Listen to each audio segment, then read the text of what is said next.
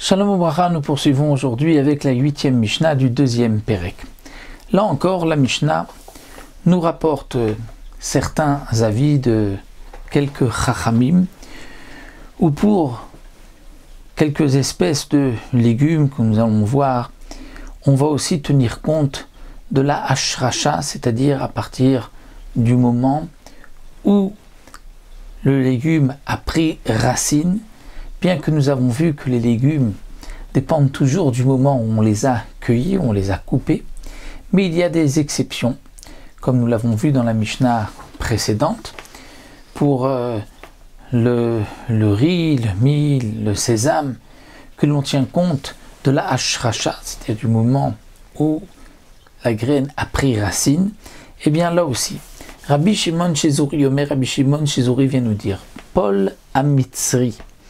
Le Pol Amitzri. Pol, c'est une sorte de haricot, pas vraiment les fèves comme on traduit aujourd'hui le Pol. Pol, c'est un fajolé, dit le Barthénora, donc un haricot Amitzri qui était donc d'Égypte, donc une variété de légumineux, de kitnit, que parfois on va semer pour pouvoir manger les graines, mais parfois aussi pour garder, donc laisser que cette graine donne ensuite d'autres graines pour qu'on puisse en planter encore, et parfois c'est simplement pour manger le légume.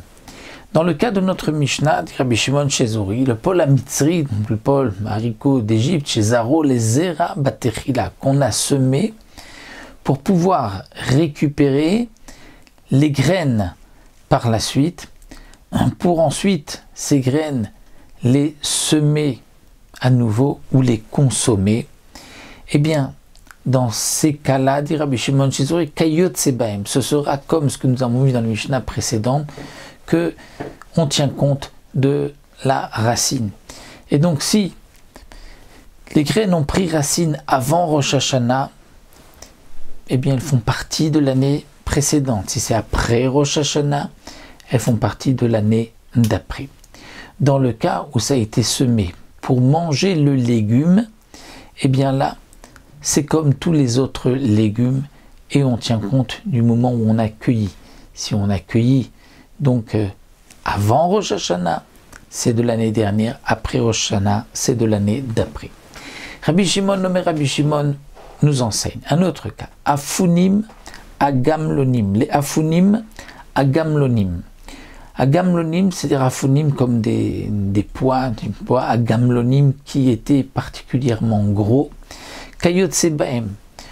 Eux aussi, on va tenir compte de la hashracha, du moment où ils prennent racine, aussi bien pour la Shemitah, pour savoir s'il y a donc la Kedushat Shvit ou pas, ou pour le Maaser comme nous l'avons vu, puisque il y a des années où c'est le Maaser Rishon et le Maaser Sheni, et d'autres années où c'est le Maaser Ani.